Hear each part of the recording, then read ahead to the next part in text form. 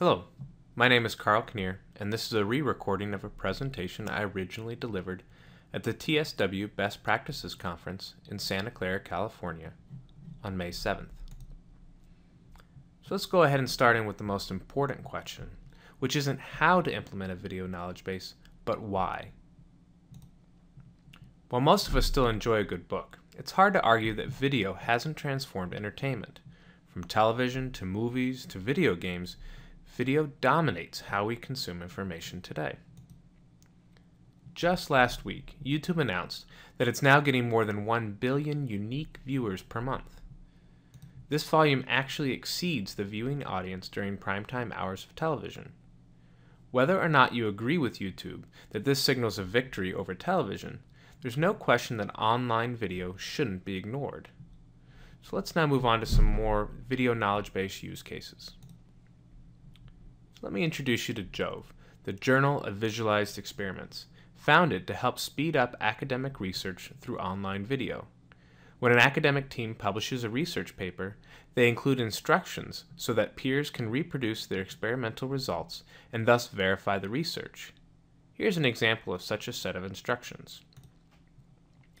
Even to experienced lab researchers, understanding exactly what the authors of the research were trying to convey can be difficult, sometimes delaying the peer review process by months. Jove allows them to more easily include videos to demonstrate the procedure. Here's a short video that matches these written instructions.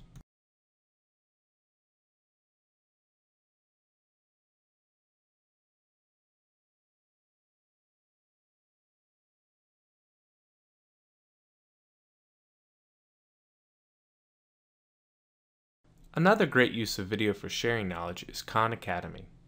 For those of you not familiar with this program, it was founded by Salman Khan as a non-profit in 2006 to provide a high-quality education for anyone, anywhere. The Academy's website has a free collection of over 4,000 YouTube videos surrounded by curriculum, quizzes, and incentives like points and badges. Over the years, the Khan Academy program has eclipsed MIT's own online education system with a total of 260 million views. The topics range from simple addition, which has 1.7 million views, to the French Revolution with 400,000 views. Here's a snippet of one of the Khan videos showing Newton's laws of motion. The gravitational field near the surface of the Earth is 9.8 meters per second squared, and the negative tells you it is going downward. So you multiply this times 10 kilograms.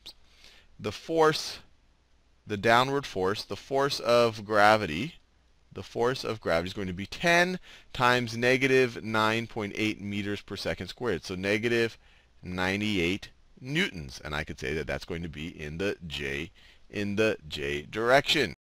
An example from my own experience was from when I got my first Apple computer about a year ago and needed to configure the HTTP proxy for my company's network. Despite my years of experience with such things, doing this on the MacBook was not intuitive. So I went to Google, searched for my question, and found this YouTube video. Under Internet and Wireless, we'll just go to Network. And then you want to select the one that you're currently using. So whichever one has a green dot next to it. In my case, it's Ethernet. For a lot of you, it'll be Wi-Fi or Airport as it's called. So we click on that. Then we go to Advanced. Then under Proxies, we're going to click on Web Proxy. Not only did this have the information I needed, but it showed me how to do it, allowing me to pause and rewind as needed. So by this point, I hope you're asking yourself why you aren't already using video for your knowledge base.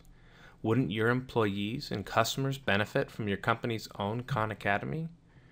At Avaya, we found ourselves facing this question in the fall of 2011. The President of Services challenged those of us in his extended leadership team to make our organization not just be successful in the market, but to be an organization that the analysts would write about. Put another way, it was no longer good enough to be lean and efficient. We needed to take the lead. My proposal was to put together an Avaya version of Khan Academy. We would use video to expand on the company's existing knowledge base focused support model. We limit our scope to basic how-to videos designed to help those that install, maintain, and support Avaya products, be they customers, partners, or Avaya employees. These were to be short how-to videos, not anything that would replace the training that Avaya Learning develops. And like Khan, we would focus on videos that were more live screen captures than talking heads.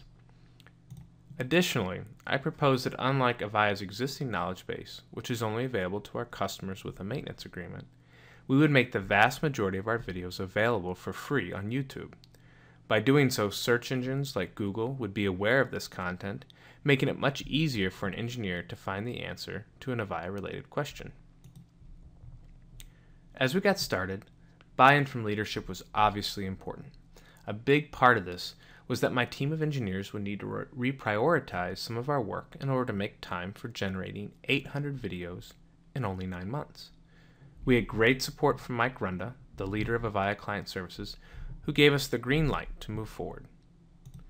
We evaluated a number of video production software suites and settled on Camtasia Studio. Camtasia gave us great features, like the ability to use templates, splice video and audio in, as well as special editing features to highlight or zoom to certain parts of the screen. These licenses ran about $150.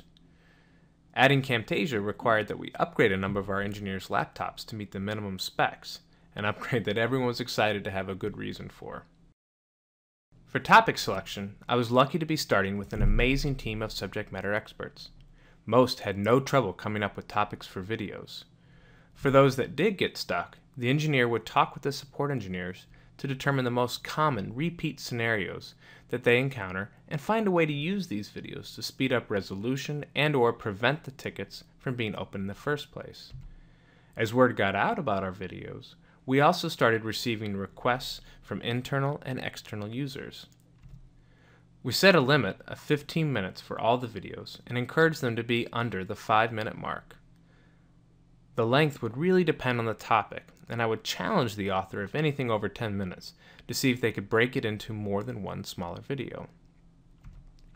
To give you a feel for our topics, here are 6 that show off the variety covering hardware, software, different product portfolios, even our own customer-facing tools. As the lead for this effort, the most time-consuming part for me was the review and approval process. It was very important to me that we had a high-quality product, and thus I personally reviewed each and every one, sending back to the author a list of changes that I wanted to see.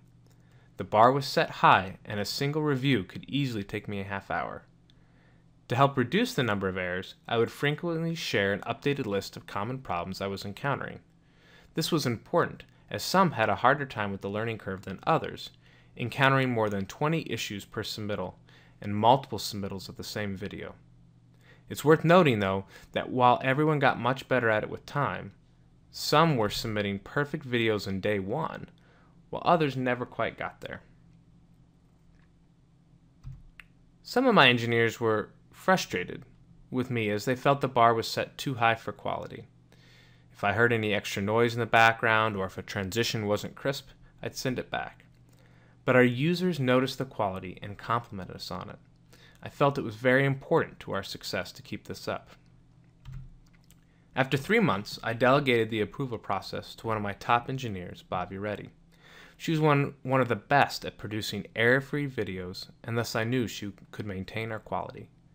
After 6 more months, Bobby transitioned this role to the company's formal knowledge management team, where it could be better integrated into the other KM processes.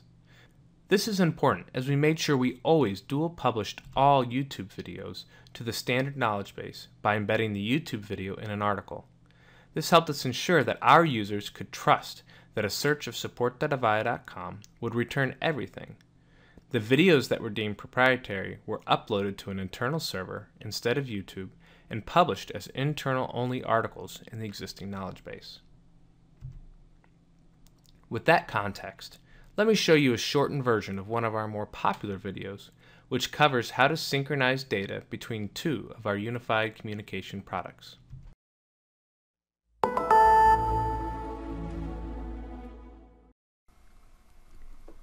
Hello, my name is Bhavya Reddy with the Avaya Serviceability Engineering team. This video is about how to add Communication Manager in System Manager and synchronize its data with the System Manager database. To synchronize Communication Manager data with the System Manager database, Communication Manager needs to be first added as an entity in System Manager. To do that, log into System Manager and navigate to Inventory, Manage Elements. For example, if you're adding a station, this screen will give you the same information that you see in the CM/CLI screen.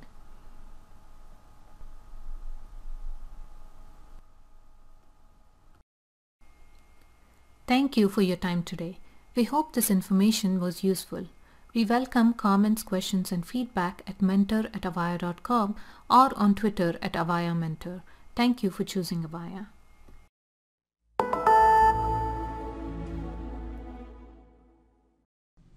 As most of you know, building a knowledge base or any tools are pointless if you can't get user adoption. I felt it important to delay the initial announcement until we had the first 100 videos published. I was concerned if someone came to the site and only saw 5 videos, they might never return. Once we reached that point, I had the President of Services announce the program internally, followed by similar announcements and external communications to our partners and customers. To reinforce this in a more detailed way, I blogged about it on our corporate site, as well as created a Twitter account just for Avaya Mentor, allowing people to follow the program and receive tweets when new videos are uploaded. At last year's Avaya Users Conference in Boston, myself and others passed out materials to all customers and partners we met with, be it at the conference center itself or in a bar later in the evening. The IAUG group was actually so impressed with the program that they gave me free advertising on all the plasma screens throughout the conference center that year. We've also been partnering with product documentation teams to include references to our program directly in the product documentation so that customers and partners will go to the site to find additional information about the product. With 16 months now under our belt, I thought I would share with you some of the measurable success we have had with the program. To date, we have published nearly 1,000 videos, and last month we surpassed 250,000 views. While the US is our largest set of viewers, I'm happy to say that we are in 196 distinct geographies. What our support folks are most excited about is that we're at 1,100 hours of video being viewed per month, which equates to about 10 full-time equivalents of people, which we figure equates to at least 3 FTE of labor avoidance. But perhaps the most interesting metric is that we are seeing significantly more views per article than Avaya's text-based ones. Now, this is not an apples-to-apples comparison, given that we are using some of the company's most knowledgeable resources and posting our content publicly. However, I still think it's clear that video-enabled content is much more compelling than the text alone. While preparing this presentation, I thought back on some of the surprising results from the project. The most exciting one for me, as a manager, was how it impacted my employees. At first, I had some resistance from some of the engineers. They weren't yet convinced of the value these videos would bring, and combined with the steep learning curve and high-quality expectations, some folks just weren't interested. However, after the good press started, with people directly contacting them, thanking them for their videos, they really came around to its value. I also saw an increase in the self-confidence, which is typical after demonstrating how to do something to other people. And then having those people publicly thank you really helps out a lot. Now, our most popular video is actually about setting up an interface on an HP server. This video was created because many of our applications are sold on this server and the configuration is important. What we did not expect is that non-Avaya people would find it valuable as well. I found other videos embedded in a variety of websites out there having nothing to do with Avaya. This helps explain why this video had over 18,000 views on our YouTube channel, more than 3 times the next closest video. The last one has been discovering that a business partner pirated a few of our videos and re-uploaded them to YouTube and other sites, touting them as their own. Now, this is something Avaya typically doesn't care about, as our videos tend to be marketing based, And the upside of this is that the message is getting out to more and more people. What did make me a little nervous is that if we find a problem with the video and need to take it down and re-release it, this partner likely won't see that information, and we run the risk of bad information floating around online. We receive some great feedback from our users of the program. We get these comments on YouTube, Twitter, and email. Sometimes we get suggestions for new videos to create, product support questions, or just encouraging statements like the one shown here. As mentioned previously, feedback like this is very encouraging to our engineers. Before I close this presentation, I want to quickly thank my team who helped make this program a success. We dedicated at least a third of our time for 9 months building this program up, and it was no small feat. I'm proud to say that Avaya has recognized all of them publicly with well-deserved awards. So thank you for your time today, and here's my contact information if you want to ask any follow-up questions. Thank you.